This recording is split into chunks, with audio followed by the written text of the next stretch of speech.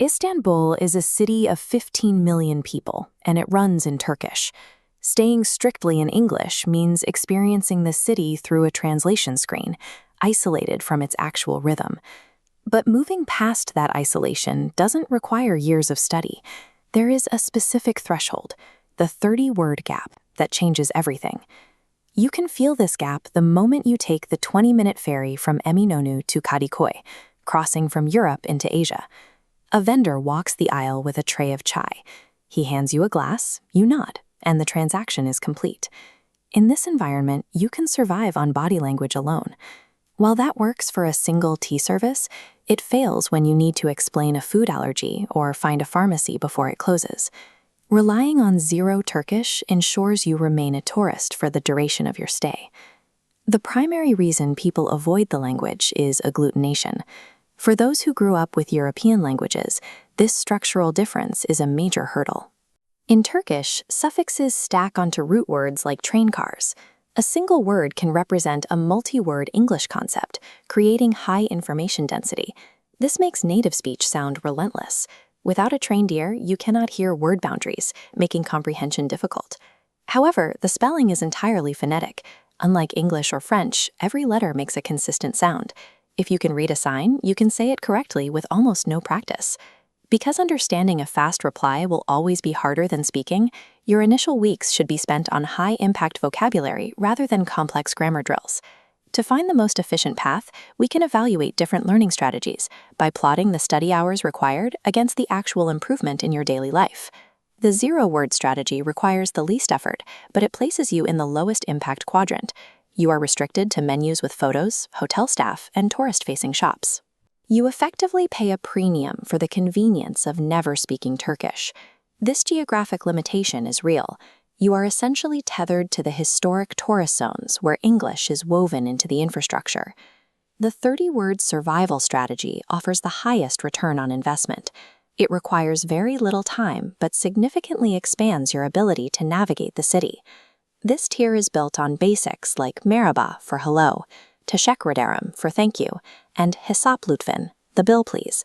These 30 words allow you to move comfortably into local neighborhoods on the Asian side.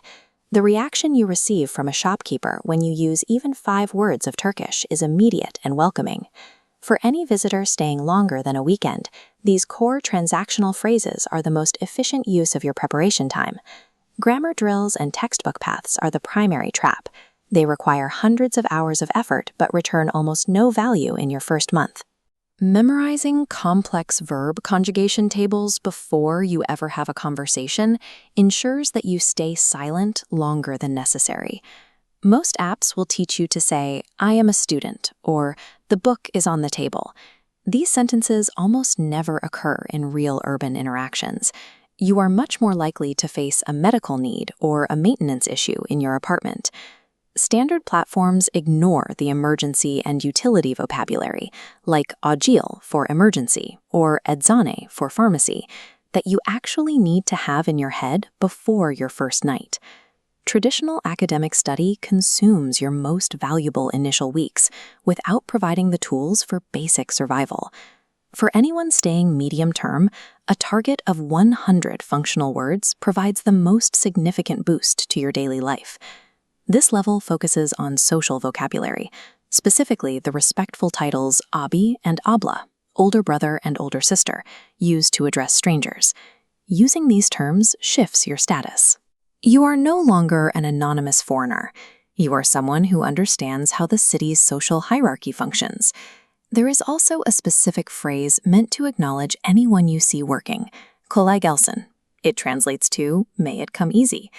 When a foreigner says this correctly to a taxi driver or a server, it creates a human moment that a simple thank you cannot achieve. This social vocabulary is what allows you to integrate into authentic residential pockets, like Üsküdar or Fatih, where English is rarely spoken. By prioritizing these social markers over grammar, you remove the anonymity of the tourist experience and become a participant in the neighborhood. This matrix maps your specific travel profile to the strategy that will serve you best. For short-term tourists, rely on apps and stay within the historic districts. You can get by with zero Turkish, but your experience will be limited. For medium-term residents, aim for 100 functional words, prioritize the social phrases, and live on the Asian side to maximize your practice. For long-term expats, you need functional fluency. Memorize your medical and housing vocabulary immediately to handle the logistics of moving. Regardless of your timeline, there is a fundamental difference in utility between rigid textbook language and the phrases actually used on the street. Success in Istanbul is about matching a specific vocabulary strategy to your stay, rather than attempting to learn the entire language at once. Traditional platforms fail because they value academic correctness over the situational phrases you need to order food or speak with a landlord. Street Tongue is the only tool built specifically for this situational strategy, focusing on the real dialects and social cues used in Istanbul. The specific phrases you choose to learn will dictate your quality of life here more than the total number of words you memorize. Avoid the grammar trap and start learning what actually matters by downloading Street Tongue at the link below. Comment with the neighborhood you're heading to, or share your experience bridging the gap between textbook Turkish and the reality of the city.